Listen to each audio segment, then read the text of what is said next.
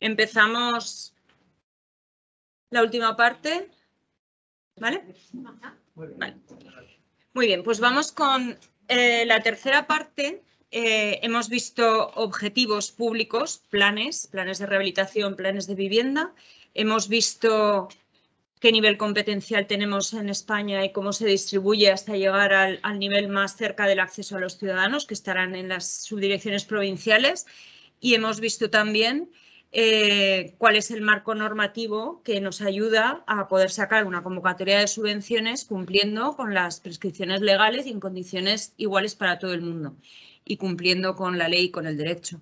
Hemos visto el procedimiento administrativo y hemos visto lo que son las subvenciones, lo que es una subvención y cómo se regula tanto por la normativa básica estatal como por la normativa aragonesa.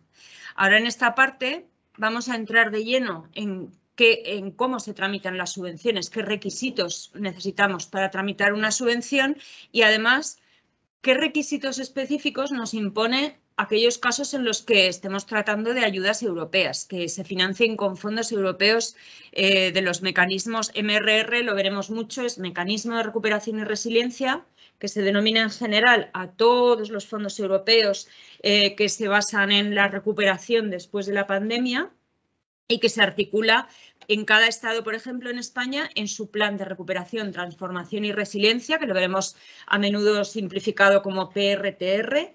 Y luego ese plan en España se aprobó, se presentó a la Unión Europea en abril, se aprobó en junio y contiene 10 ejes estructurales. Y dentro de esos 10 ejes, el primero, que es el de la sostenibilidad, tiene diversos componentes y en concreto el componente de la rehabilitación es el componente 2. Hemos visto sus objetivos y en qué consiste y en él se van a articular todas estas ayudas que estamos viendo y tal.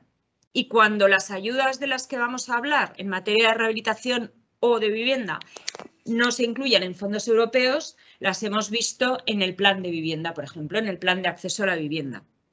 Vale, pues estos fondos europeos, la Unión Europea, tiene unos mecanismos muy estrictos de control, le preocupa mucho el control antifraude, el control anticorrupción, le preocupa mucho que su dinero llegue en cada país con la idiosincrasia y la normativa propia de cada país, llegue a donde tiene que llegar y que se cumpla el objetivo europeo, más allá de los objetivos nacionales o de cada país, que se cumplan sus objetivos y que ese euro que va a ese objetivo se tramite como ellos quieren y se cumpla y se acredite, porque si no, lo que pasa es que te lo hacen devolver. Y te lo hacen devolver cuando ya lo has pagado y cuando todo. Y entonces es un problema muy gordo. Entonces nos imponen unos mecanismos y unos requisitos muy estrictos, que estos son lentejas. ¿Quiero dinero? Pues lo tengo que cumplir, ¿vale? No hay otra. Bueno, pues hemos visto que la legislación en materia de subvenciones tiene una parte de legislación básica, que es la Ley General de Subvenciones, aquí la veis simplificada como LGS, y la Ley General de Subvenciones luego se complementa en algunas cosas con la Ley Aragonesa. En general haremos referencia todo el rato a la Ley General de Subvenciones, aunque nunca hay que dejar de lado la Ley Aragonesa, que al final complementa todas esas prescripciones y esas reglas del juego para actuar.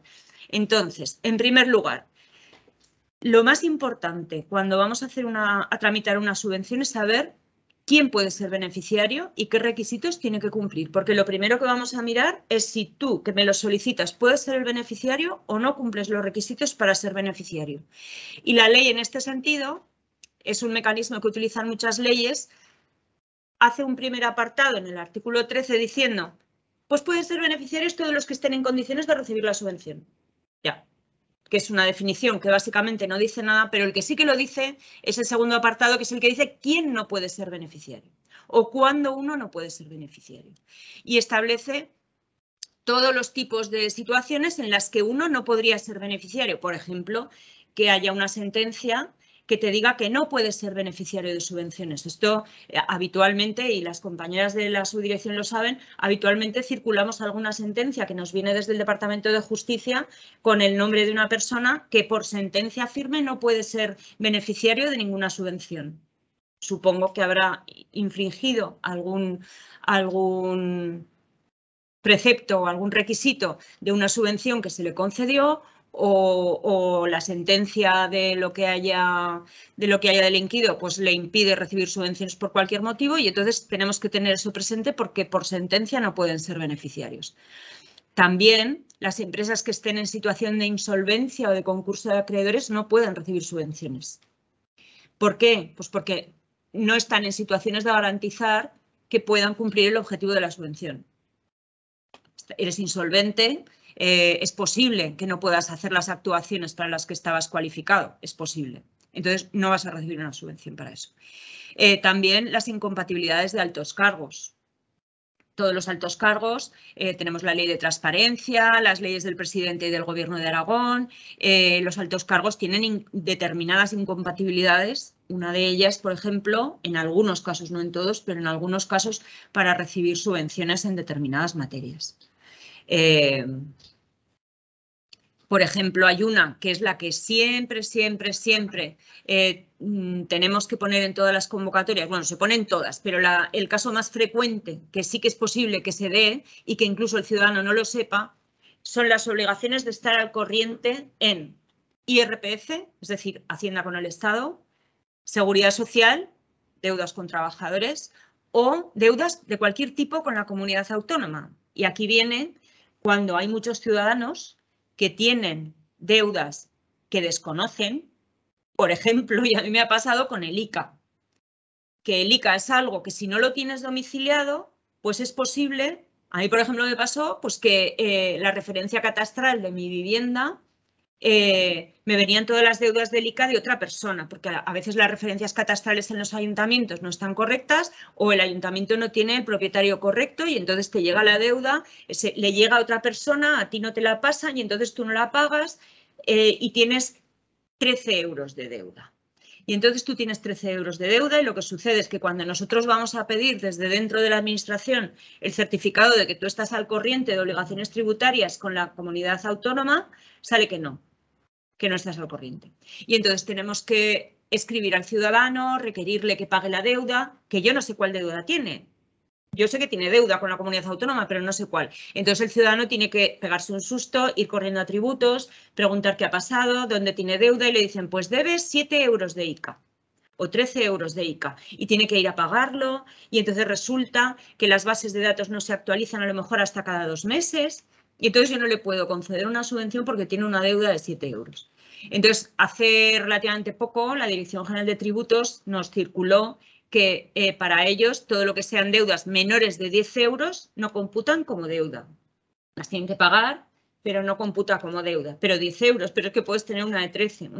Entonces, es muy importante, por ejemplo, cuando estemos asesorando a un cliente y le ayudemos a pedir una subvención, pues porque nosotros vamos a meternos en el tramitador y todo esto, que le recordemos al cliente que además de toda la documentación que va a tener que presentar, que por favor esté seguro de que tiene todas sus deudas al día con la comunidad autónoma, con la seguridad social o con Hacienda, ¿vale? Porque puede haber casos en los que sea una deuda pequeñita y no lo sepan porque no se les ha notificado, porque ha habido un error, etcétera. Entonces es una deuda tal. Y luego hay otro que siempre lo pone, pero que es muy difícil de comprobar, que se llama no hallarse al corriente de pago de obligaciones por reintegro de subvenciones en los términos que reglamentariamente se determinen. Y esto sucede cuando, por ejemplo, nosotros pagamos ayudas, subvenciones con un anticipo, porque la gente pues, tiene problemas para financiar su actuación, le damos un anticipo para que tenga antes el dinero y pueda financiar su rehabilitación y resulta que luego cuando acaba la obra pues ha gastado menos y en vez de gastar pues 100.000 euros que costaba poner el ascensor, pues han gastado 95.657. Fíjate qué bien, nos ha costado un poquito menos. Bueno, pues ahora vengo yo y te digo, pero yo te anticipé 100.000 euros, ahora me tienes que reintegrar el resto. Y además, si tardas, te aplicaré intereses. Y entonces tú tienes ahí una obligación de reintegro. Y como el procedimiento administrativo es muy garantista, es muy largo. Y como es muy largo, pues puede pasar X tiempo, X semanas o X meses en que tú todavía no hayas pagado tus obligaciones de reintegro. Y eso quiere decir que si tú has pedido una subvención de gasoil para tu tractor, pues no te la van a dar porque tienes deudas y tienes obligaciones de reintegro que no has satisfecho. Entonces, los demás casos del artículo 13 son cosas muy gordas, pero hay cosas de estas que sí que pueden afectar en un momento determinado y es importante recordarle a los ciudadanos interesados que deberían estar al corriente de todas estas cosas porque luego puede suponer un impedimento, ¿vale? Otros requisitos, pues hemos visto los requisitos de una persona para poder ser beneficiaria, para poder solicitar y que se te conceda una subvención. ¿Qué tenemos que hacer para hacer una convocatoria de subvenciones? Pues primero, tiene que haber una norma que lo regule y esa norma se llama bases reguladoras. Bases reguladoras que pueden ser de carácter más general para todo un tipo de actividad. Por ejemplo, bases reguladoras para rehabilitación, ¿vale? Y ahí pueden estar dividido por líneas o por tipos de rehabilitación o por beneficiarios, bases reguladoras para administraciones públicas o bases reguladoras para ciudadanos particulares, bases reguladoras para viviendas unifamiliares o bases reguladoras para edificios comunitarios, bases reguladoras para eficiencia energética. Entonces, las bases reguladoras pueden tener distintas líneas y pueden dar lugar a distintos tipos de convocatorias, ¿vale? Se refieren a una actividad, bases reguladoras para restauración de patrimonio, etcétera. Normalmente una actividad común, un objetivo común, pero luego pueden tener distintas líneas para que tú puedas sacar distintas convocatorias según el objetivo concreto y específico al que te quieras dirigir. Entonces, necesitamos unas bases reguladoras. Las bases reguladoras en Aragón se aprueban por decreto, un decreto del Gobierno de Aragón por el que se aprueban las bases reguladoras. En el caso de los fondos europeos, ya lo veremos, los reales decretos, nosotros en concreto, nosotros, Gobierno de Aragón, Dirección General de Vivienda y Departamento de Vertebración, hemos insistido mucho en que queríamos que el Real Decreto tuviera la condición ya de bases reguladoras y el contenido de bases reguladoras. ¿Por qué? Porque nos evita tener que redactar y aprobar un decreto. Cosa que sí que nos sucede, por ejemplo, con el Plan de Vivienda, que publican un Real Decreto, que es el Plan de Vivienda, pero luego nosotros tenemos que aprobar un decreto aragonés que regula el Plan de Vivienda porque si no, no tendríamos todo el contenido que necesitamos para que sean unas bases reguladoras. O sea que lo primero es que haya unas bases reguladoras aprobadas. Y además, requisitos para poder convocar unas subvenciones. Primero, que el órgano administrativo que vaya a conceder las ayudas sea competente. No puede el consejero de Educación convocar ayudas para rehabilitar viviendas. Yo no puedo convocar ayudas para dar clases de inglés. Que haya crédito adecuado y suficiente. No puedo convocar ayudas diciendo, pues que bueno, ya las dotaré. Según el número de solicitudes que reciba, pues ya pondré crédito. No, tengo que tener primero el crédito. Tengo 10 millones y con 10 millones voy a sacar esta convocatoria. Si no tengo crédito, no hay convocatoria. No puedo fiarlo a un futuro en que puede llegar o no puede llegar. Después, que se tramite el procedimiento de concesión de acuerdo con las normas que hemos visto, un procedimiento administrativo y ley de subvenciones. Tiene que haber un procedimiento reglado y tenemos que hacerlo de acuerdo con ese procedimiento, claro. Y luego, todo eso, cuando yo ya tengo todo eso, me lo tiene que fiscalizar la intervención de la comunidad autónoma. Tiene que decir, sí, cumple toda la norma, sí, el órgano es competente, sí, tienes crédito adecuado y suficiente. Por lo tanto, sí que puedes convocar. O no, y tienes que modificar todo esto. Tiene que estar fiscalizado, ¿vale? Y luego tiene que aprobarse el gasto. Yo he dicho que tengo este crédito, pero alguien tiene que decir, sí, este crédito, una vez que está fiscalizado, está aprobado, ¿vale?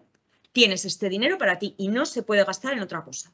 No puedo decir convoco con 10 millones estas ayudas y luego, bueno, pero como ahora necesito voy a coger 2 millones para otra cosa. No, no, no. Tengo el crédito fiscalizado, aprobado, reservado y guardado solo para eso y no se puede destinar a otra cosa, ¿vale?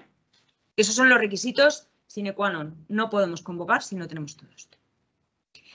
¿Qué tienen que tener las bases reguladoras? Pues, de acuerdo con el artículo 17 de la Ley General de Subvenciones, fijan todos estos apartados. Y todo esto, luego lo veremos como ejemplo, si nos da tiempo, que creo que sí, que no vamos mal, lo veremos en uno de los programas de fondos europeos como ejemplo. Las bases reguladoras tienen, primero, definir el objeto de la subvención, bases reguladoras para rehabilitación de edificios. Los requisitos que tienen que reunir los beneficiarios para obtener la subvención. Los requisitos generales que están marcados en el artículo 13, que ya hemos visto, más los que yo quiera decir. Por ejemplo, se va a destinar a comunidades de propietarios o lo voy a destinar solo a propietarios individuales de viviendas o puedo admitir que pida la ayuda al inquilino o pueden pedirlo ayuntamientos o no lo pueden pedir. Requisitos de los beneficiarios. O tienen que residir de forma habitual y permanente en la vivienda o no, que me da igual, ¿vale? Requisitos de los beneficiarios. Condiciones de solvencia y eficacia de las personas jurídicas. Cuando el beneficiario vaya a ser una persona jurídica, ¿qué condiciones de solvencia le voy a pedir? Si, por ejemplo, es una empresa que está rehabilitando un edificio para viviendas en alquiler, pues yo puedo pedir de forma suplementaria las garantías que a mí me parezca que puedan garantizar que esa empresa va a rehabilitar el edificio y lo va a poner en alquiler y va a ser solvente. Le puedo pedir las escrituras de constitución, por ejemplo. Luego veremos que en los fondos europeos nos dice que las personas jurídicas nos tienen que acreditar que están legalmente constituidas, ¿vale? Entonces, condiciones de solvencia y eficacia de las personas jurídicas, además de no estar incursos en declaración de, ¿cómo se llama? En concurso de acreedores, etc. Vale. Luego, ¿cuál es el procedimiento de concesión de la subvención? Luego veremos que hay varios tipos de procedimientos, pues en las bases reguladoras tiene que decir con qué procedimiento, concurrencia competitiva o concesión directa, concurrencia competitiva simplificada, etc.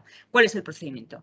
También, ¿cuáles son los criterios objetivos de otorgamiento y, en su caso, ponderación? Por ejemplo, para convocar ayudas de rehabilitación en concurrencia competitiva, los criterios serán la edad del edificio, las condiciones particulares de los propietarios de las viviendas, el tamaño de la población, la patología que tenga el edificio, la eficiencia energética de partida de estado actual que tenga el edificio. Criterios, yo pondría siempre generales. Y luego, ¿cómo los voy a ponderar? Pero no la ponderación exacta. ¿Por qué? Esto es ya técnica de cada uno. Yo en las bases prefiero poner criterios generales que me den mucho juego para luego, en función de la convocatoria que voy a sacar, poder seleccionar aquellos criterios que me van a ayudar a seleccionar las mejores opciones para cumplir el objetivo de la subvención. Entonces, si pongo ya todo el baremo, estoy atada y no puedo adaptarme a la situación concreta que yo quiero resolver con esa convocatoria. Entonces, por ejemplo, en las bases reguladoras se ponen estas cosas, pues en función del tamaño de la población o en función de la edad del edificio, del tipo de actuación que vaya a hacer, si tiene protección del patrimonio o no tiene, etcétera, ¿no? Y luego, ¿cómo lo voy a ponderar? Pues, por ejemplo, voy a ponderar en función de la renta. Cuanta menos renta tenga el propietario, más puntos le voy a dar para obtener la ayuda, pero no digo le voy a dar 3 puntos si tiene 3 veces el IPREM o 1 punto si tiene 4 veces el IPREM. No digo cuántos puntos, digo con qué criterio lo voy a aplicar, ¿vale? Luego, ¿cuál es la cuantía individualizada de la subvención o con qué criterio la voy a calcular? Pues voy a poner una cuantía por vivienda, voy a poner una cuantía en función del tanto por ciento del coste subvencionable, voy a poner una cuantía específica para personas con situación de vulnerabilidad económica o social, etc. ¿Cuál va a ser la cuantía y con qué criterio? Pero también de una forma un poco flexible que me permita modularlo y hacerlo en función de la convocatoria que yo quiero sacar. Quiero hacer unas bases, como es un decreto que cuesta mucho tiempo de aprobar y de tramitar y quiero que me valga para muchas convocatorias y para mucho tiempo, pues voy a hacer un decreto un poco flexible que luego me permita diseñar mis convocatorias para la necesidad concreta que voy a satisfacer. Después, ¿quiénes son los órganos competentes? Pues va a resolver la dirección general, van a instruir las subdirecciones de vivienda, voy a contar con una entidad colaboradora que me va a hacer unos informes y va a recibir las solicitudes o no, etcétera. ¿Quiénes son los órganos competentes para ordenar, instruir y resolver el procedimiento? Y determinar, en su caso, los libros y registros contables para garantizar la justificación. Aquí la ley de subvenciones exige que a la hora de justificar la ejecución de la actividad subvencionada no solo valga con el certificado final de obras y la documentación final de obras, sino que yo tengo que presentar unos registros contables de que todo el dinero que he invertido, las facturas, los gastos que he pagado efectivamente, cosas que no he pagado en efectivo porque no se puede pagar más de, si no me equivoco ahora, 1.500 euros, me parece. Entonces, no me vale que me presentes algo que le he pagado 20.000 euros en efectivo al contratista. No, tiene que ser por banco, ¿vale? Todos esos registros en una memoria, en función del importe de la subvención, pues nos pueden pedir hasta auditorías contables cuando son importantes las subvenciones. Por encima de 100.000 euros nos pueden pedir una auditoría contable, etc. Es decir, no solo tengo que justificar la ejecución de la actividad subvencionada, sino también todo lo que he invertido, todos los gastos que he tenido, cómo los he pagado y todas las facturas, ¿vale? Y luego, finalmente, las bases reguladoras tienen que decir el plazo y la forma de justificar este cumplimiento, ¿vale? O sea, la justificación de los gastos por una parte y luego en qué plazo, pues lo normal es que pongamos que una vez has terminado la obra, un mes después tienes que presentarme todo el papeleo de la justificación, certificado final de obras, documentación final de obra, memoria justificativa, memoria de gastos, facturas, etcétera, etcétera, etcétera, ¿vale? Pues eso lo tiene que poner, lo piden las bases reguladoras y luego se especifica más en detalle en la convocatoria. También medidas de garantía. Por ejemplo, yo puedo hacer un pago anticipado, pero te pido un aval. Veremos que en los fondos europeos, por ejemplo, después de mucho protestar y de mucho pedirlo a todas las comunidades autónomas, nos dejan pagar los anticipos sin aval. Esto es muy importante, es un logro muy importante, porque en muchas comunidades de propietarios, cuando te piden cobrar por anticipado porque no tienen fondos, no tienen dinero para asumir la obra de rehabilitación, o porque a mi administración me conviene pagarte este año por aquello de que yo tengo que contar con el presupuesto anual y si no te pago este año pierdo los fondos, prefiero pagarte por anticipado. Pero claro, te pago por anticipado y como la ley de subvenciones me obliga a que me avales con el 100% el coste del anticipo, yo como unidad de propietarios tengo que o poner un aval en metálico o pedir un aval en el banco. Y hay bancos, hay entidades financieras que piden como garantía, te clausuran la cuenta de la comunidad de propietarios y no te permiten ni pagar la luz, ¿vale? Por poner un aval contra esa cuenta. Es una política financiera y bancos que lo hacen y otros que no, pero hemos tenido casos en los que, primero, has tenido que poner un aval para pedir el anticipo. Segundo, el banco te ha clausurado la cuenta porque la ha utilizado como garantía de ese aval. Y tercero, como la administración tarda lo que tarda, hemos tardado más de 3 meses en pagarte el anticipo. Y cuarto, mientras tanto estás ejecutando la obra y la has tenido que pagar no sé cómo.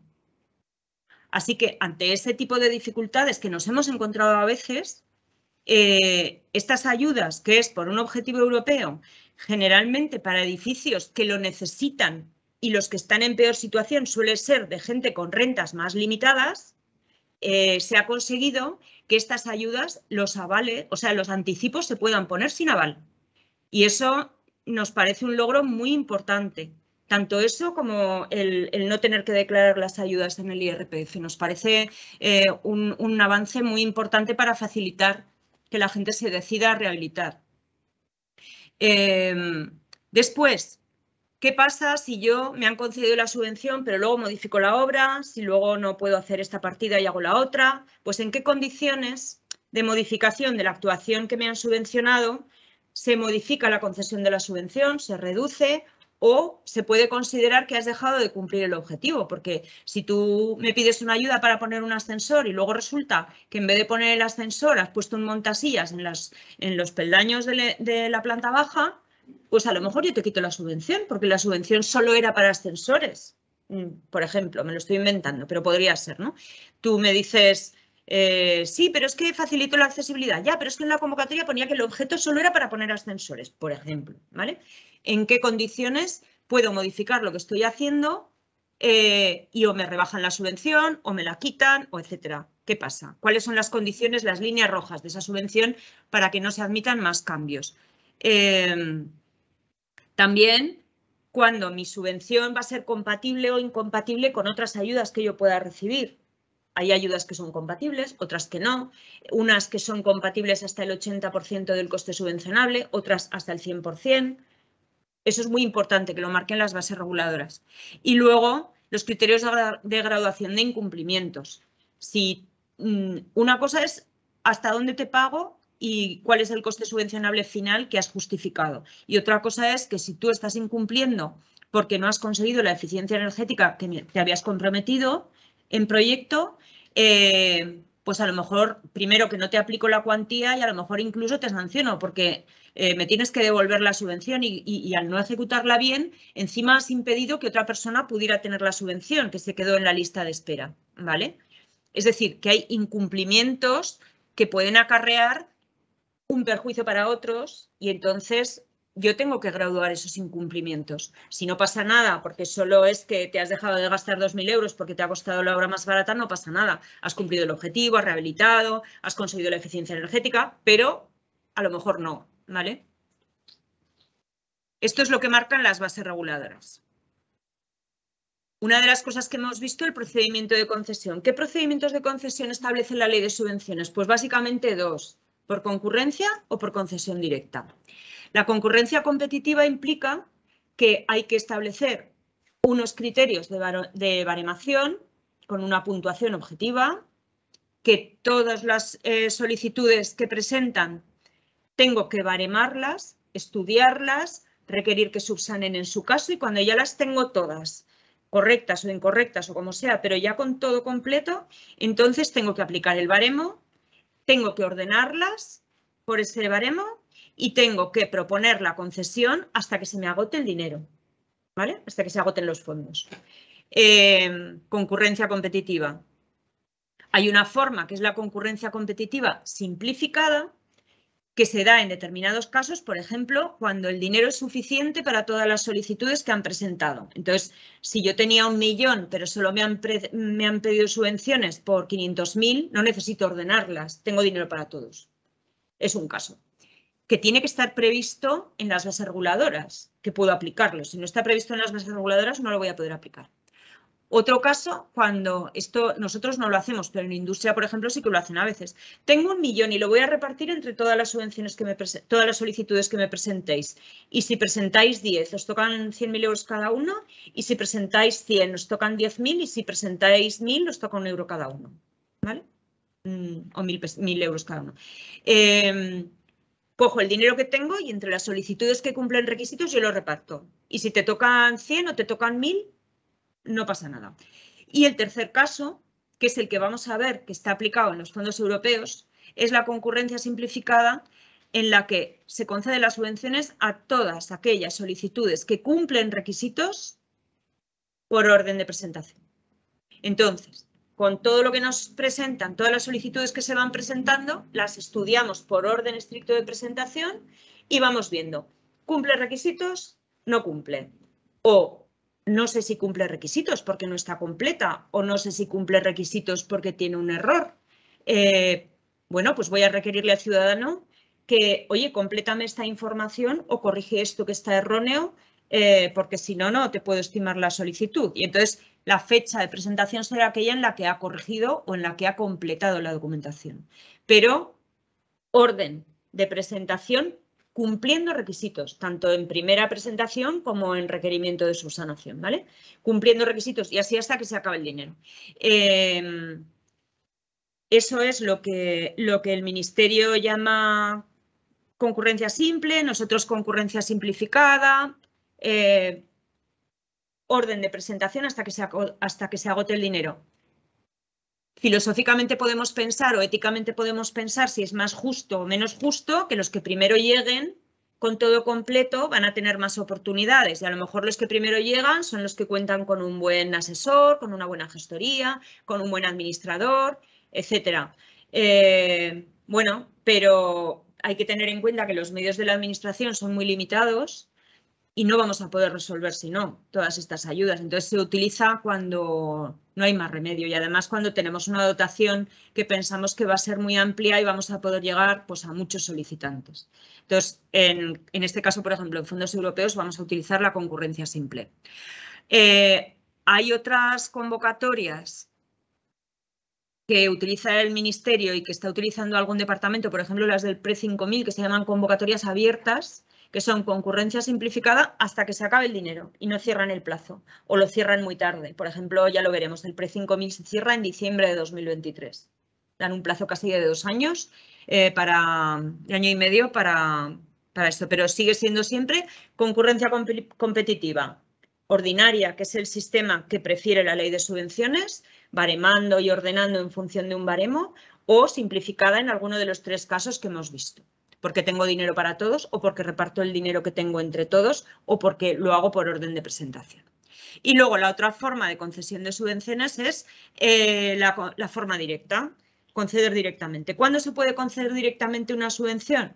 Pues cuando está recogido así en una ley que dice, por ejemplo, un caso que estábamos comentando hace poquito, la concesión directa de subvenciones a los colegios de abogados para que tramiten las ayudas de asistencia jurídica gratuita, ¿vale?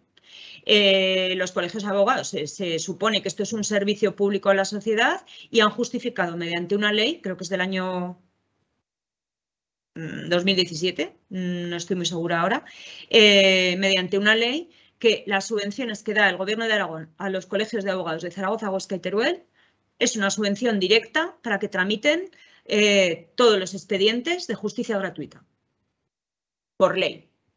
Es una concesión directa de una subvención para sufragar estos gastos porque hacen un servicio a la Administración. Otro caso es cuando se contiene en la ley de presupuestos de la comunidad autónoma de cada año.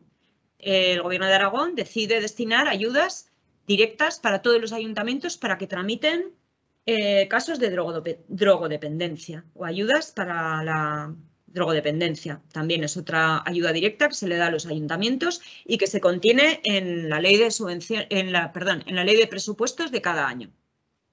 Y luego el tercer caso, que es el caso más amplio y el que todo el mundo intentamos justificar cuando queremos justificar una subvención directa, y es el más difícil, en mi opinión, de justificar, que es con carácter excepcional, subvenciones que acrediten razones de interés público, social, económico o humanitario u otras debidamente justificadas que dificulten su convocatoria pública. Por ejemplo, ayudas de carácter humanitario. Pues imaginaos ahora, por ejemplo, que el Estado decide dar una ayuda directa para todas las entidades del tercer sector que estén acogiendo a emigrantes procedentes de la guerra de Ucrania, por ejemplo. Cruz Roja, otro tipo de entidades del tercer sector. Eso podría ser una ayuda de carácter humanitario y podría ser una concesión directa porque no tendría sentido hacer una concurrencia, perderíamos el tiempo. Es una ayuda que hay que mandarla ya y son razones de carácter humanitario, una ayuda directa. O ayudas de interés, razones de interés público o social. Por ejemplo, la que estábamos comentando de las ayudas para justicia gratuita. Aparte de estar en una ley, se justifican razones de interés público y social, ¿vale? Aquí, como digo, estos son criterios más subjetivos, que es más fácil defender lo contrario y entonces nuestras intervenciones, que hacen el control de legalidad de todo lo que hacemos, nos ponen muchas más pegas cuando alegamos razones de interés público o social o decimos que no es posible una convocatoria pública en concurrencia para todo el mundo. Entonces, bueno, hay que justificarlo muy bien. Es un caso que está previsto en la ley, tanto en la General de Subvenciones como en la de Aragón, pero hay que justificarlo muy bien y es un caso más extraordinario, de forma extraordinaria, ¿vale? O sea que 2 sistemas de conceder ayudas por concurrencia competitiva, ordinaria o simplificada y concesión directa. El procedimiento de concesión que viene determinado por el procedimiento administrativo y que como no lo regula la legislación en materia de subvenciones, pues tiene la fase de inicio que siempre es de oficio porque la administración convoca. El órgano competente convoca y lo publica en los diarios oficiales, Boletín Oficial de Aragón, Boletín Oficial del Estado, en su caso, y luego en un instrumento del que no hemos hablado, que se llama la Base Nacional de Datos de Subvenciones. La Base Nacional de Datos de Subvenciones, que depende del Ministerio de Hacienda, podéis entrar en BDNS o en la página del Ministerio de Hacienda. En ella es obligatorio registrar todas las convocatorias de subvenciones que se publican de cualquier administración, de cualquier organismo y para cualquier objetivo. Entonces, si queréis consultar tanto las convocatorias como posibles beneficiarios, etcétera, todo es obligatorio que esté publicado allí. Hay criterios de búsqueda, lo podéis mirar y nosotros, antes de publicar cualquier convocatoria, tenemos que inscribirla en la Base Nacional de Datos de Subvenciones, nos dan un número de referencia y si os fijáis en una publicación del Boletín Oficial de Aragón, de cualquier convocatoria de subvenciones, lo primero que habrá es que estará la convocatoria y además un extracto que diga en una publicación aparte, extracto de la publicación de la convocatoria en la Base Nacional de Datos de Subvenciones con el número tal. Y si apuntáis ese número con esa referencia, entraríais en la Base Nacional de Datos de Subvenciones y veríais toda la documentación relativa a esa convocatoria. Beneficiarios, cuantías, la publicación de la convocatoria, las listas de los beneficiarios, las concesiones, etcétera. Tiene que ser público y transparente. Toda la concesión de todas las subvenciones en este país son públicas y transparentes a través de la Base Nacional de Datos de Subvenciones. ¿Desventaja cuando vas a buscar? Pues primero que están todas y entonces es un buscador lento y segundo que cada 4 años las borra. Entonces, vas a buscar una de hace más de 4 años, por ejemplo. Nosotros queremos comprobar, en casos de incompatibilidad, si un beneficiario ha obtenido una subvención, por ejemplo, para este edificio, porque ya hizo con el plan de vivienda anterior una rehabilitación energética y lo quiero comprobar en las bases o porque se la dio el ayuntamiento, no era yo y yo no lo tengo en mis bases de datos. Entro en las bases y a los 4 años se borra todo. Así que, bueno, pues son mecanismos que siempre están en continua mejora, ¿no? Y luego la fase de instrucción, que es la que hacen básicamente las subdirecciones, que se hacen los informes, las comprobaciones, se le requiere al ciudadano que presente la documentación, se hacen las reuniones para baremar todos los expedientes, se hace el acta de la comisión de valoración en la que se ordenan todos los expedientes por puntuación y se estima hasta qué crédito llegan las subvenciones.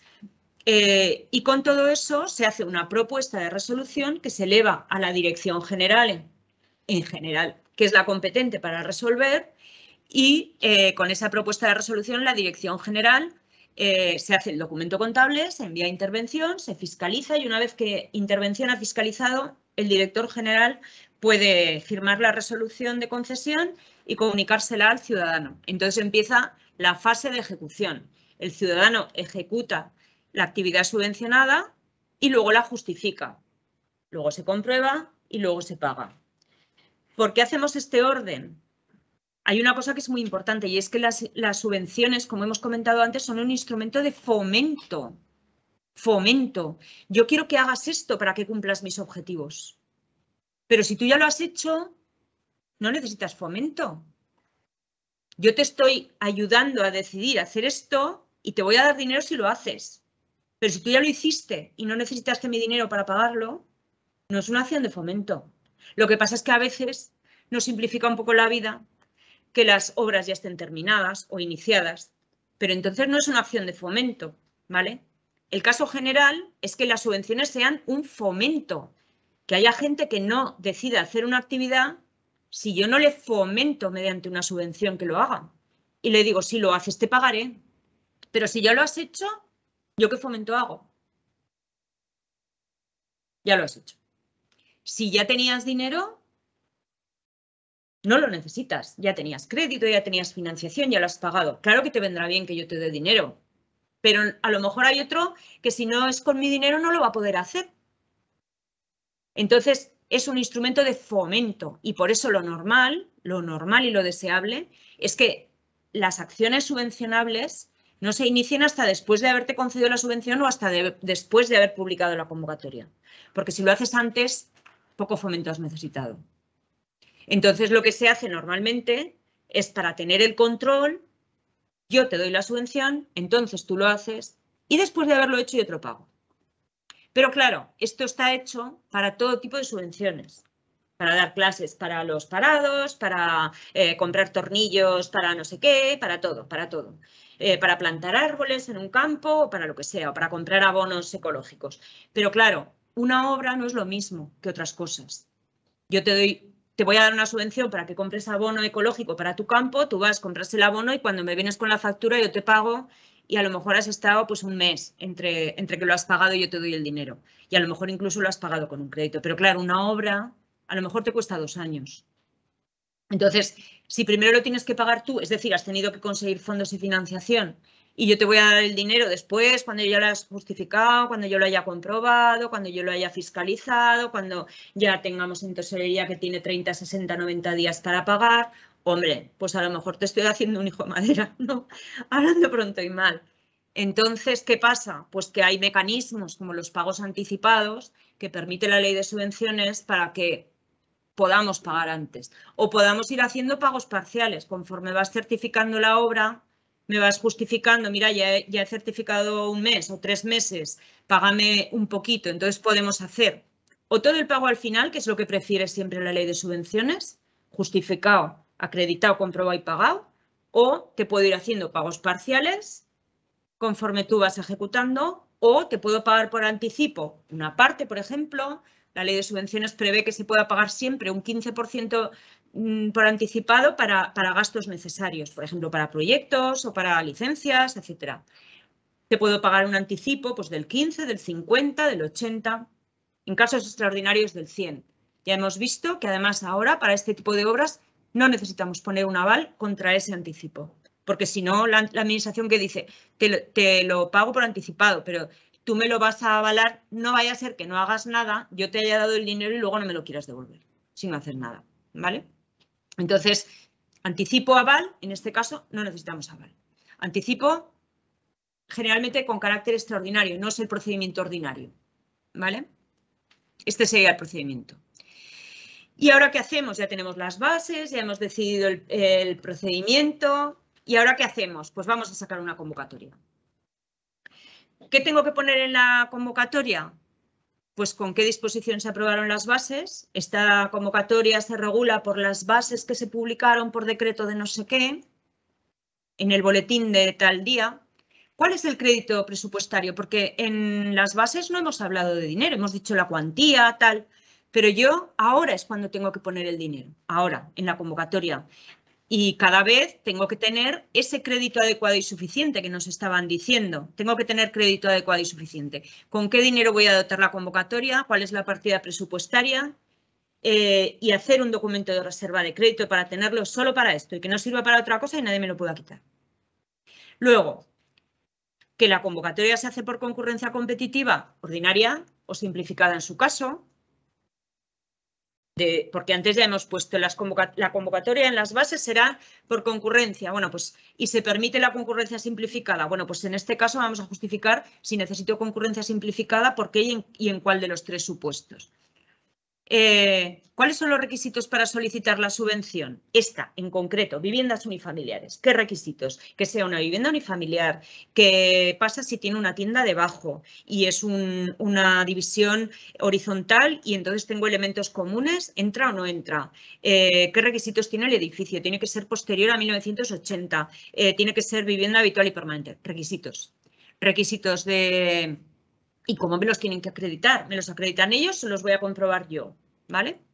¿Qué órganos son competentes para instruir y resolver? Pues en este caso resuelve la Dirección General, instruye, se presentarán las solicitudes en las subdirecciones, se instruyen ellos, luego tal.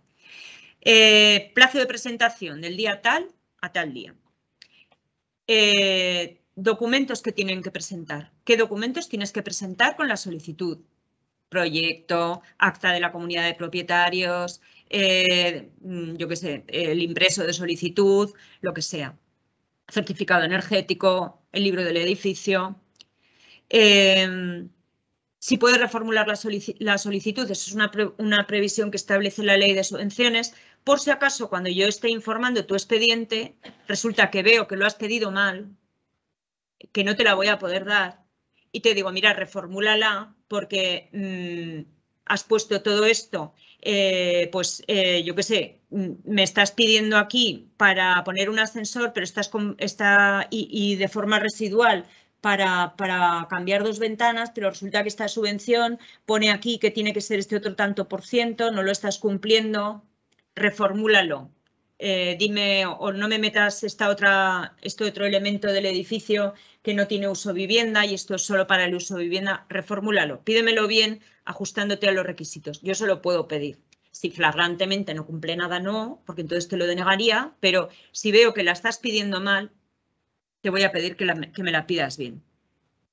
Y luego, lo de poner fin a la vía administrativa, eso es muy importante, y es que al final de todas las resoluciones veremos si el ciudadano, cuando le notificamos que resolvemos, que te lo concedo o que no te lo concedo o qué tal, si tú no estás de acuerdo, siempre tienes el derecho de poner un recurso, que es lo que se llama el pie de recurso. Entonces, según si eres una persona física, una persona jurídica o eres un ayuntamiento, el recurso va a ser diferente. Si puede ser un recurso de alzada o de reposición, o ya tienes directamente que irte al contencioso, etcétera. ¿Qué tipo de recurso? ¿Cómo te puedes defender de algo que tú no estás de acuerdo o consideras injusto? O consideras que no se ha tenido en cuenta todas tus circunstancias, etcétera. Acto administrativo. Yo estoy actuando frente a un ciudadano y el ciudadano siempre tiene que tener la posibilidad de no estar de acuerdo y de reclamar que se cumplan sus derechos si considera que no se ha hecho, ¿vale? Pie de recurso. Y luego, ¿cómo voy a valorar las solicitudes? Esto que hemos dicho antes, yo establecía los campos grandes del baremo, los grandes campos que voy a baremar y cómo voy a utilizar ese baremo, pero ahora es cuando tengo que concretar. Ahora es cuando tengo que decir, pues mira, si me reduces la eficiencia, la demanda energética en un 30%, te voy a dar 3 puntos. Si me la reduces un 20%, te voy a dar 2 puntos y si me la reduces un 10%, te voy a dar 1 punto. Así de concreto. Ya llegamos al detalle para poder valorar específicamente y concretamente. Luego, ¿cómo se va a notificar? Por ejemplo, hay convocatorias de subvenciones. Cuando resolvemos, lo normal en concurrencia competitiva es que haya una resolución para toda la convocatoria. Y en esa resolución están todos los beneficiarios, todos los que se desestiman, todos los que se deniegan por cualquier motivo. Y entonces eso normalmente se publica en el boletín oficial. Unas veces, cuando hacemos resoluciones individuales en concurrencia simplificada, cuando vamos por orden, hacemos resolución individual caso por caso y a cada ciudadano se le notifica o a cada beneficiario su resolución de concesión o de denegación en su caso, pero cuando trabajamos en concurrencia competitiva con baremos y con todo, si buscáis alguna convocatoria, veréis que se publica todo el listado de todos los beneficiarios y tal. ¿Qué nuevos requisitos nos imponen los fondos europeos para las convocatorias de subvenciones de rehabilitación? ¿Y por qué? Primero, porque son fondos europeos, porque el dinero viene de Europa, Europa se lo pasa a los estados nacionales y los estados nacionales nos lo reparten a las comunidades autónomas. Las comunidades autónomas recibimos una concesión directa, ¿vale?, por razones de interés social del Estado. Y así lo pone en el Real Decreto. El Real Decreto dice que el Estado concede a la comunidad autónoma, a todas las comunidades autónomas, directamente una subvención. ¿Por qué? Por interés público. Y las comunidades autónomas, ¿qué tenemos que hacer?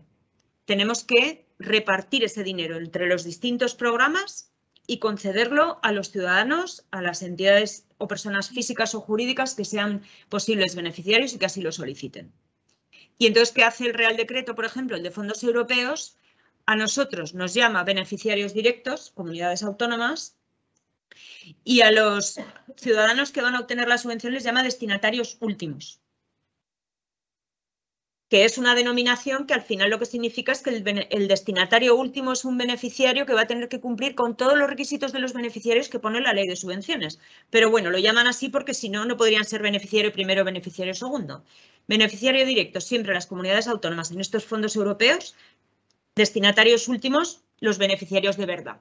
Porque nosotros teóricamente algo de fondos nos podemos quedar para actuaciones propias, pero en general todo el dinero es para trasladarlo, o la mayor parte del dinero es para trasladarlo a ciudadanos y entidades, ¿no? En cada programa se dice cuál va a ser el sistema. Por ejemplo, en el Real Decreto 853 tenemos el programa de barrios, el programa de oficinas de rehabilitación y el programa de construcción de viviendas eficientes para alquiler, que se resuelven por acuerdos bilaterales entre la comunidad autónoma, el ministerio y el ayuntamiento o la entidad en su caso. Y los otros programas, el de edificios, el de viviendas y el de proyectos y libros del edificio, se resuelven siempre en concurrencia competitiva. En este caso siempre simplificada, ¿vale? Y tenemos que publicarlo en las comunidades autónomas. Eso en cuanto al procedimiento, ya lo determina el Real Decreto. Y eso nos impone pues toda la normativa y los requisitos que exigen los fondos europeos. Esa es la cualidad diferente que tienen estas ayudas respecto a otras. Entonces, si vamos mirando ese Real Decreto, por ejemplo, siempre vamos a estar hablando del 853, primero nos establece los requisitos generales para todos los programas. En concreto, por ejemplo, en el artículo 3, dice que las actuaciones subvencionables podrán iniciarse desde el 1 de febrero de 2020. Hemos visto que en la ley de subvenciones en general se prefiere que la actuación se empiece después, pero aquí ya nos dicen, mira, como la pandemia viene de 2020, vamos a admitir todas aquellas actuaciones que supongan cumplir estos objetivos de eficiencia energética y si cumples todos los requisitos que pone en el Real Decreto y en la convocatoria y lo has iniciado después del 1 de febrero de 2020, yo voy a considerar que estás cumpliendo mis objetivos, así que te lo voy a admitir. Y ahora viene el pero. La comunidad autónoma dice, vale, esta es la normativa estatal, pero como tenemos una normativa autonómica que dice que las actuaciones hay que ejecutarlas dentro del año presupuestario, pues no sé si te lo voy a admitir.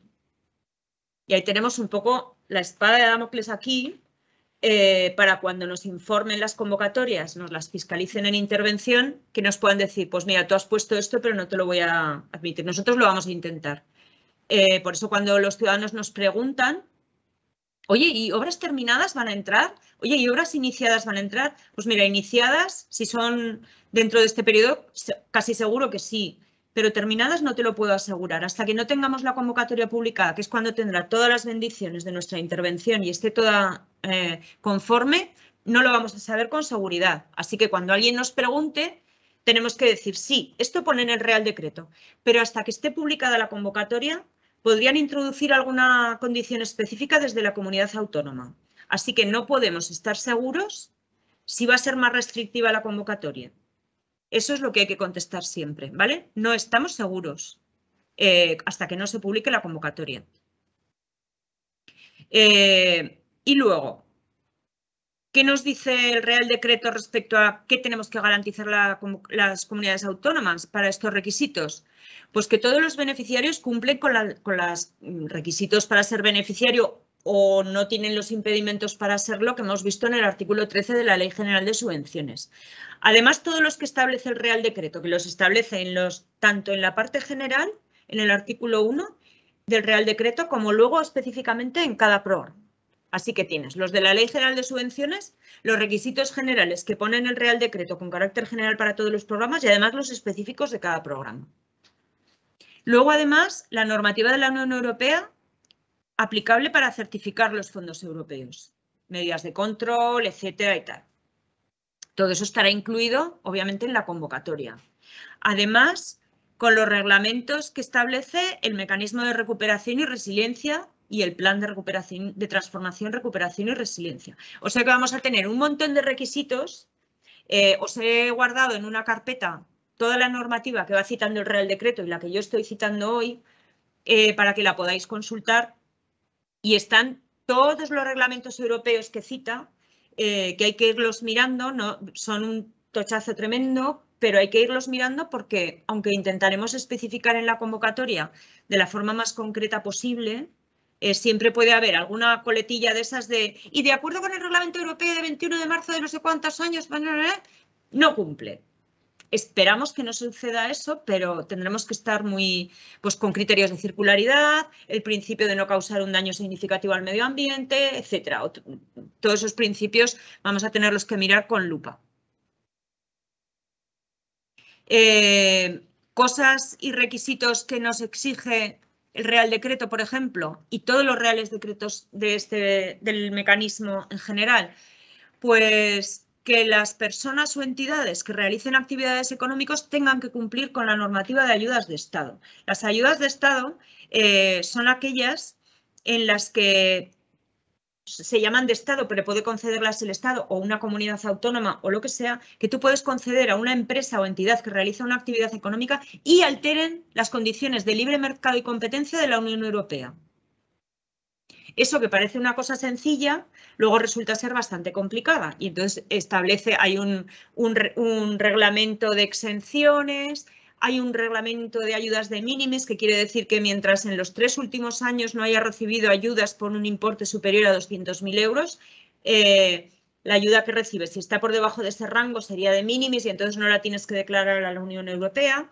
Entonces, o estás en el reglamento de exenciones o tienes una ayuda de minimis, que es muy poquito, o tienes algún tipo de exención y si no, hay que declarar esta ayuda a la Unión Europea para que te diga que no estás alterando las condiciones de competencia y el libre mercado de la Unión. Entonces, bueno, es un reglamento bastante tostoncete, complicado, pero hay que cumplirlo. Es una de las condiciones. En general, las personas físicas que no realizan actividades económicas más allá de su trabajo normal y reciben una ayuda para esto, no estarán en este caso, pero cuando las ayudas vayan a empresas, pues tendremos que ser muy cuidadosos con este tema. A empresas o a personas jurídicas de algún tipo.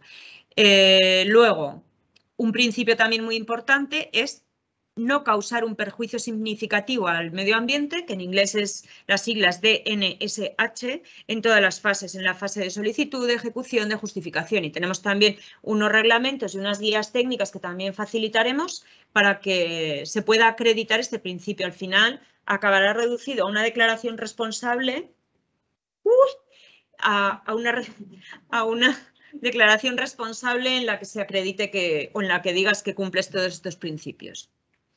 Y luego también que se cumplen los porcentajes de etiquetado climático y o ambiental en los que están incluidas cada uno de los programas de la convocatoria.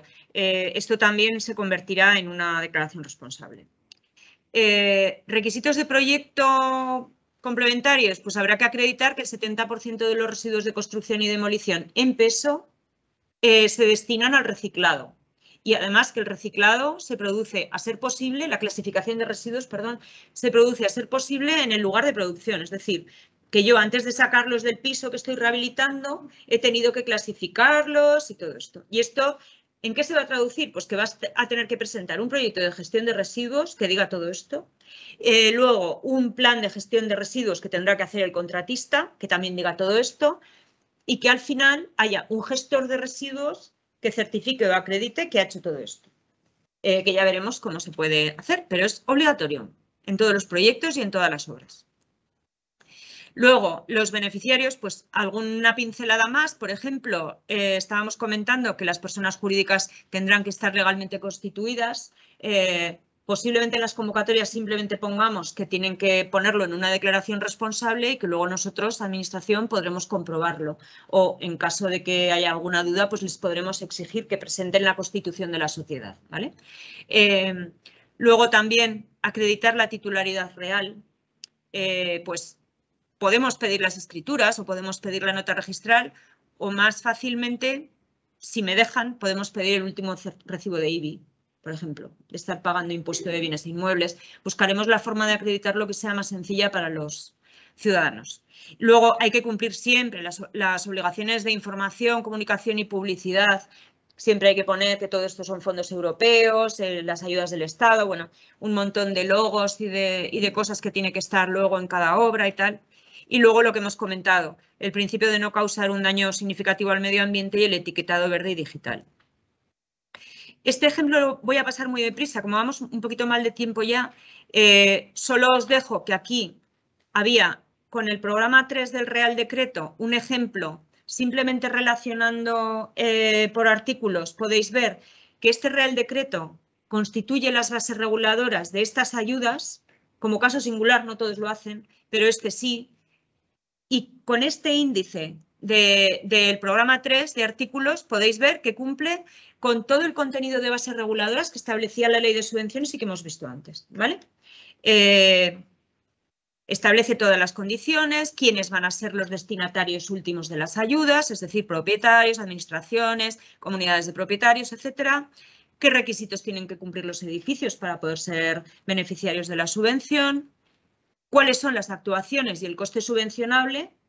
¿Cómo vamos a considerar el coste subvencionable? Aquí sí que me gustaría, como yo sé que hay una duda flotando por ahí por el ambiente, ¿qué es subvencionable? Todo. Todo. Rehabilitación integral. Todo es subvencionable.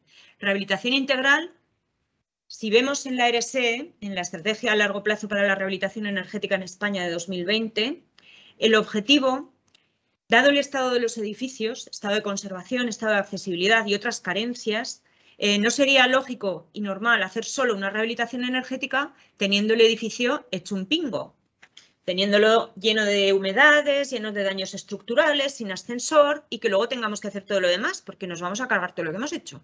No es lógico, entonces vamos a ir por orden. Por eso tenemos el libro del edificio, para ver todo lo que necesitamos hacer.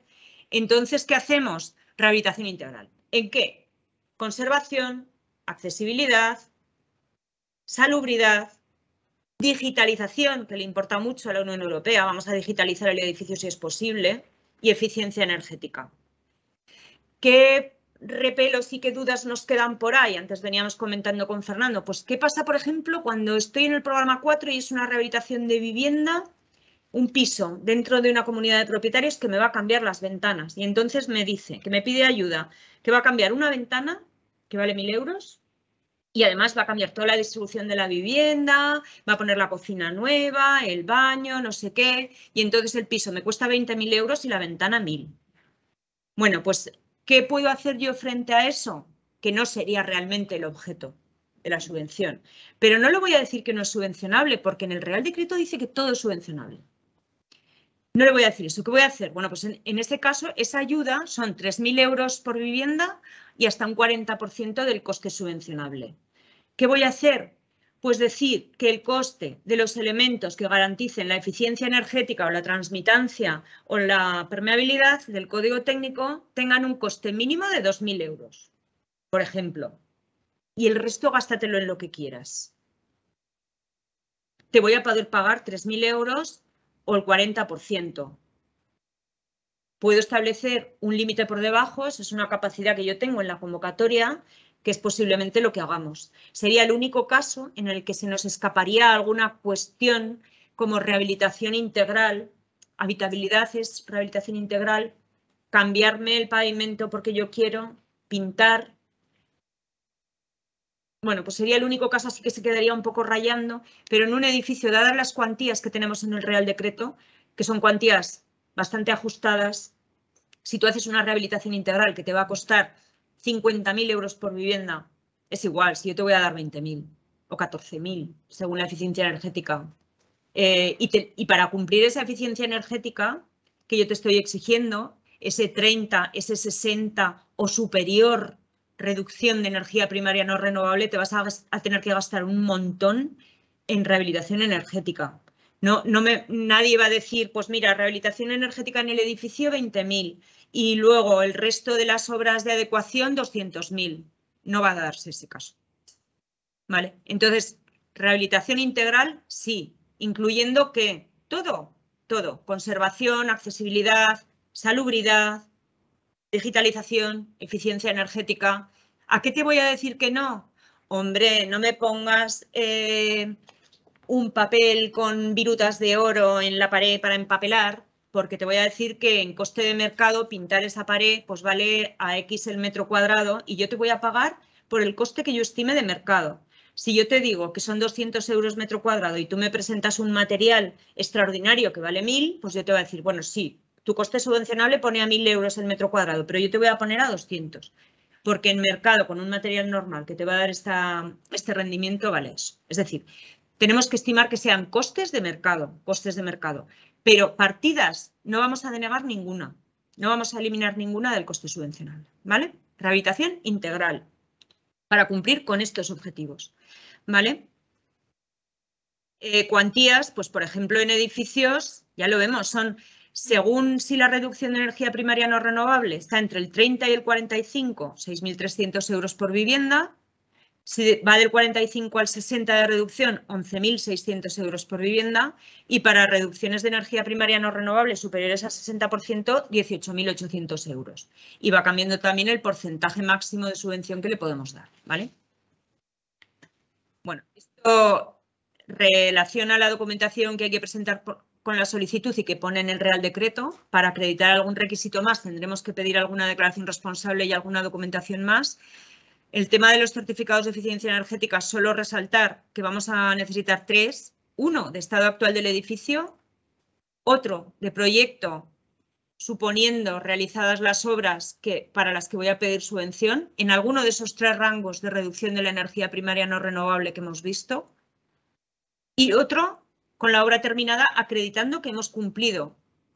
Esos 3 certificados de eficiencia energética tienen que estar hechos con el mismo programa. Estamos ahora en comunicación con el servicio de industria que lleva los certificados energéticos para ver si valen certificados hechos antes de 2016, si valen certificados hechos con otros programas, si son comparables o no son comparables. Vamos a tener un curso que además se lo adelanto a las compañeras de la subdirección, un curso interno para los técnicos que vamos a tener que instruir estos expedientes para trabajar muy bien y con mucha seguridad con estos tipos de certificados, para ver qué datos necesitamos del certificado para rendir cuentas después al Estado y a la Unión Europea, cómo van a ser, qué certificados podemos admitir, qué problemas tenemos, que hay problemas con el registro, porque todos tienen que estar registrados, porque aquí se registran en Aragón con la referencia catastral. Pero si yo registro 3 viviendas porque las voy a alquilar o las voy a vender, cada vivienda tiene su referencia catastral y su registro. Pero si luego registro el edificio, solo vale un certificado. Y entonces el registro del edificio excluiría esas viviendas que ya están registradas. Entonces, es posible que cuando estemos haciendo un certificado energético para una comunidad de propietarios, tengamos ya varias viviendas de ese edificio que ya tienen su certificado registrado. Y estamos viendo con industria cómo lo tenemos que hacer para poner en la convocatoria muy claro cómo tenemos que hacer ese supuesto. Porque además, edificio pequeño, condiciones similares, no pasa nada. Edificio grande con condiciones de orientación a lo mejor muy dispares, puede haber una vivienda que tenga un certificado energético diferente o no. Ese caso lo tenemos que aclarar muy bien en las convocatorias para que todo el mundo sepa más o menos cómo hay que hacerlo, ¿vale? Luego, pues la documentación justificativa. Y no me quiero extender mucho más. Solo decir que el plazo de ejecución de las obras son 26 meses y si son más de 40 viviendas son 28 meses, que todas las obras tendrán que estar finalizadas en junio de 2026, todas las que tengan ayudas de este tipo, y justificar, pues les pediremos un plazo que a los 3 meses de haber terminado la obra presenten toda la documentación justificativa. Y luego finalmente nosotros 31 de diciembre de 2026 la comunidad autónoma tiene que justificar toda la aplicación de todos los programas, de todos los fondos al Estado, ¿vale? No quería extenderme más ahí. ¿Tenéis alguna duda con esto? Yo tengo 2 dudas.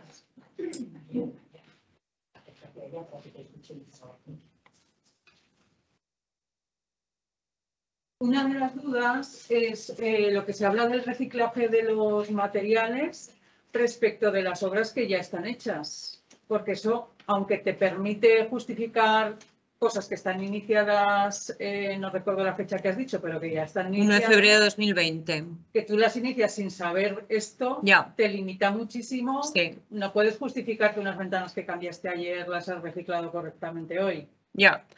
Lo que ocurre es que tú tendrás que presentarme, si ya tenías el proyecto de la rehabilitación, tú tendrás el proyecto y luego tendrás que presentar un estado de certificación y de mediciones hasta la fecha en la que pides la subvención y otro después, ¿no? De lo que está hecho antes y de lo que está para hacer después. Entonces tú tendrás que presentar el proyecto de gestión de residuos, que no sé si tu proyecto lo tendría o no. Tendrás que hacerlo. Y si tienes que hacerlo, dirás, pues de lo que voy a ejecutar a partir de esta fecha, todo esto ya lo cumple. me comprometo a reciclar. ¿Vale? Y la otra, no sé si tiene que ver con lo que has dicho, pero cuando te has referido a los 3 certificados, estás hablando de las ayudas que están por salir. ¿La de la deducción del IRPF también necesita de esos 3 certificados? Sí, te los van a pedir en Hacienda. Vale. Que no sé si están cualificados para... Porque en Hacienda todas estas deducciones que hemos visto las van a estimar con los certificados energéticos. Entonces, en Hacienda son los que van a mirar casilla 1, valor A, casilla 2, valor B, A comparado con B, cumple, A comparado con B, no cumple. El certificado energético se ha configurado, y también lo podéis ver la justificación en la RSE, se configura como el factor clave para conceder las ayudas y para comprobar las ayudas. Y luego, me lo he saltado porque iba deprisa, pero cuando la comunidad autónoma tenga que certificar y acreditar toda la aplicación de estos fondos ante España y ante la Unión Europea, el órgano responsable, en este caso lo va a hacer el secretario general técnico de cada departamento, tiene que certificar que las obras se han hecho, que las obras han cumplido, que se han cumplido los certificados de eficiencia energética, que todo, o sea, todo lo va a tener que certificar un órgano político, ¿vale? ¿Y eso qué quiere decir? Que obviamente el secretario general técnico de cada departamento no se va a ir a ver las obras, ni se va a mirar el proyecto, ni va a comprobar nada. A él le vendrá ¿qué? El certificado del director de obra que dice que esto se ha cumplido. Vais a tener que certificarlo, porque luego nosotros lo tendremos que ir a comprobar. Pero el primero que certifica y el primero que tiene que asumir la responsabilidad de que se ha hecho aquella acción que se ha subvencionado y con esos rangos, sois vosotros. Después nosotros lo tendremos que comprobar. Segundo certificado. Se llama certificado de cumplimiento de fines. Y ese lo hace pues, la Dirección General y en concreto la subdirectora le tocará hacer una propuesta en la que acredite y certifique que estas ayudas que propone para conceder cumplen todo esto. Porque os ha visto vuestro certificado y porque además habrán ido posiblemente a comprobarlo. Y luego yo tengo que verlo y tengo que decir que sí, que todo esto que dicen certifica que cumple todo esto y tendré que decirle a mi directora, puedes firmarlo y acreditarlo. Y la directora general de vivienda tendrá que firmar, certificar y acreditar y con todos los directores generales del departamento y todas las ayudas se lo tendremos que pasar al secretario general técnico que tendrá que certificar y acreditar y no sé qué. Y luego irá a intervención y tendrá que certificar y acreditar que se han aplicado los fondos de acuerdo con todo aquello. Es decir, que hay un montón de medidas de control antifraude que tenemos que acreditar, pero que sepáis que sois los primeros en la cola. ¿Vale? Teresa, perdona, ¿me escucháis? Soy Santi Pujol. ¿Hola? Sí, 2 manos pedidas por ahí. No, que hay 2 manos pedidas. Tenemos a Santiago Pujol y a Pedro Javier Tirado. Si quieres, Santiago, puedes hacer tu pregunta. A ver, te oímos. Pues sí, Fernando. Es que viene... No sé, ¿tengo que abrir algún micrófono o alguna cosa? No, ya está. Ah. Sí, venía un poco al caso porque en algunos foros se ha comentado la necesidad de que certifiquen las obras ejecutadas una OCT, algo que yo en el Real Decreto 853 no acabo de ver claro, pero no sé si se prevé en la convocatoria de ayudas. No, ahí podemos contar con la posibilidad de que haya organismos de control que acrediten que se ha cumplido con eso, pero en principio no es una posibilidad con la que hayamos contado. Qué bien. No sé si después nos veremos con las manos muy atadas y nos veamos sobrepasados con el número de expedientes y de obras que hay que visitar y comprobar y acreditar y necesitaremos utilizar esa posibilidad, pero de momento no es una posibilidad que hayamos comprobado.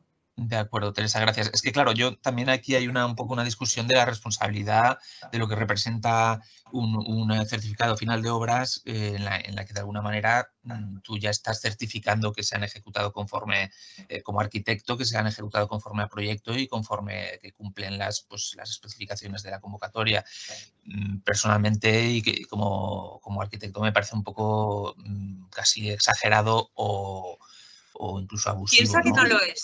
Piensa que no lo es porque tú ya asumes tu responsabilidad con ese certificado final de obras. Ese certificado final de obras está diciendo que tú acreditas que se ha hecho la obra conforme al proyecto. Exacto. De acuerdo. Estás cumpliendo. Y ese proyecto es el que ha obtenido una subvención. O en su caso, si ha habido alguna modificación y la ha recogido en la documentación final de obra, acredita igualmente que esa modificación cumple con ese requisito. Y si tú o alguien que está en tu equipo está haciendo un certificado de eficiencia energética final de obra y lo está adecuando a la realidad de lo que se ha ejecutado, al firmarlo, caray, todos somos responsables, estás firmando que eso es así. O sea, no te voy a pedir que además firmes o asumas otra responsabilidad que no estás asumiendo ya con esos dos documentos. Tienes un certificado final de obra, que es tu certificado de toda la vida, con tu responsabilidad de toda la vida, y tienes tu certificado de eficiencia energética, que si eres un profesional como eres, lo vas a firmar con tu leal saber y entender y acreditando la realidad de la obra que has dirigido. Esto es así. Lo que pasa es que la Unión Europea luego, ¿qué dice? Pues que yo tengo que acreditar que eso es así y que luego el Estado tendrá que decir que en España se han concedido tantas subvenciones para esto y que finalmente la energía primaria que se ha reducido en todo el global de cada país ha sido esa. Y al final, si vas escarbando en cada expediente, encontrarás que al final hay un profesional como la copa de un pino, como lo sois todos, que estáis certificando vuestro trabajo de siempre. Gracias, gracias. No hay que tenerle miedo a eso. Teresa, buenos días. Teresa, buenos días. Sí. Esto, vamos a ver, igual lo has dicho. Respecto si en una subvención, en una solicitud de una subvención de una comunidad de vecinos, el hecho de que uno solo de los vecinos, o dos, bueno, da igual, la mínima parte, tenga una deuda tributaria, llámese de 10 euros o de 15, bloquea o echa para atrás la subvención. No, porque en el caso de una comunidad de propietarios, el beneficiario es la comunidad de propietarios, ¿vale? Entonces, quien tiene que acreditar que no tiene deudas es la comunidad de propietarios con su CIF, que es el beneficiario. Caso particular, este Real Decreto prevé que las personas propietarias de viviendas de esa comunidad de propietarios que estén en una situación de vulnerabilidad económica o social, que se meterá en la convocatoria, pues posiblemente por debajo de 3 veces el IPREM o incluso más, pero con condicionantes, por ejemplo, pues con familias monoparentales o víctimas del terrorismo o alguna cosa parecida, en determinadas condiciones pueden conseguir una ayuda superior, ¿vale? Esa ayuda superior, que se llama ayuda complementaria, es específica para esos propietarios de esa vivienda. Y esos propietarios de esa vivienda que estén en esa situación que merece una ayuda complementaria, esos sí que tienen que estar al corriente. El resto de vecinos, lo que dice la normativa es que la comunidad de propietarios está al corriente. La comunidad de propietarios recibe una subvención como beneficiaria y la reparte en función de las cuotas de participación de cada vivienda entre todas las viviendas que forman parte del edificio, incluso entre los locales comerciales que participan en los gastos. A la hora de hacer ese reparto, si hay uno que no puede recibir subvenciones o que no está al corriente, aunque haya cobrado, luego Hacienda dirá, no te corresponde.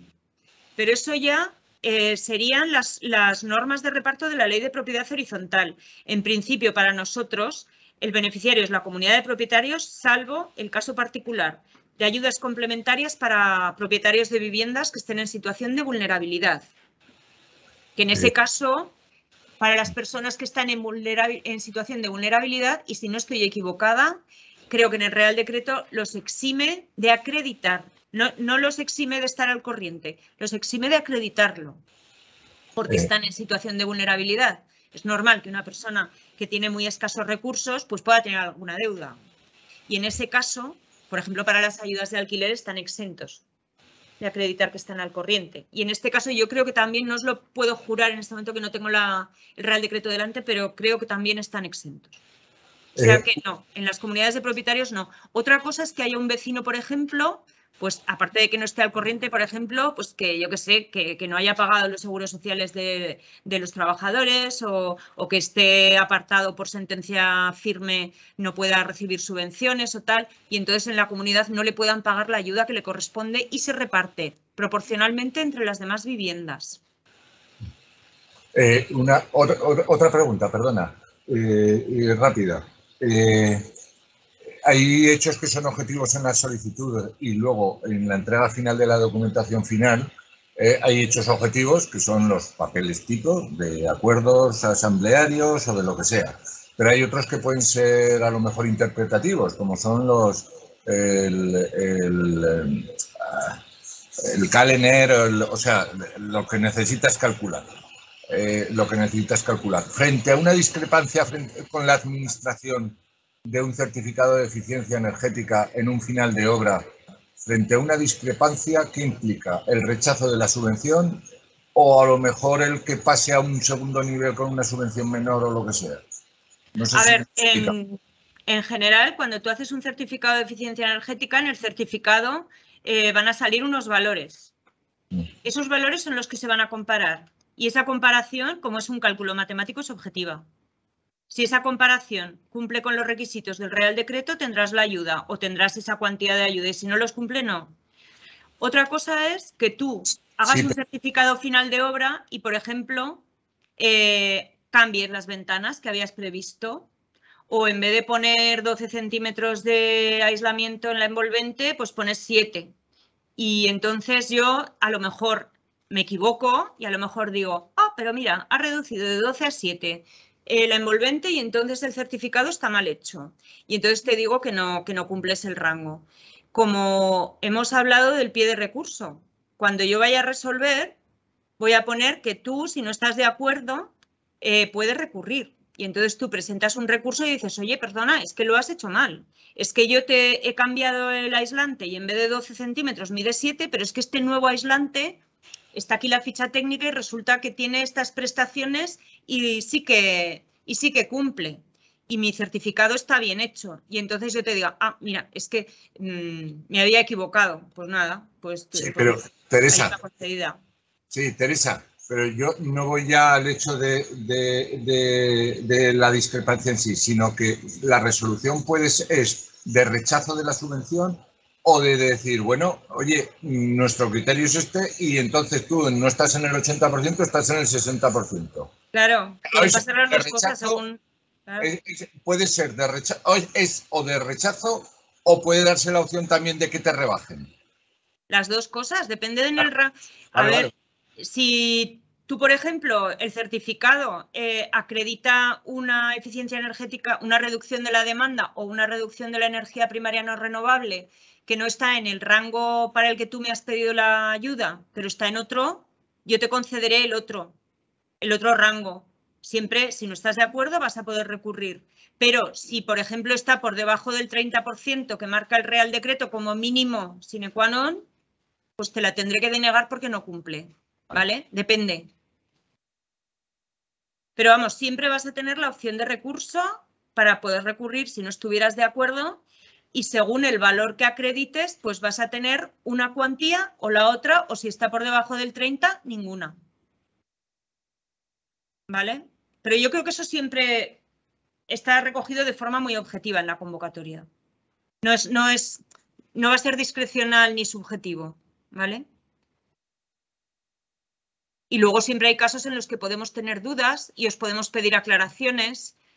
Pueden ser dudas y aclaraciones que no supongan que sea una subsanación, sino que yo no tengo claro con lo que me has puesto aquí lo que está pasando y te pida una aclaración, pero no se considera una subsanación y entonces sigas en tu lugar. ¿Vale? Casos de eso siempre se dan, algunos, pero en general van a ser razones objetivas, ¿vale? Sí, a mí me han surgido dos dudas. Bueno, quizá uno es más un temor que una duda, que es cuando has hablado del tema de que no se va a solicitar un aval en caso de un anticipo.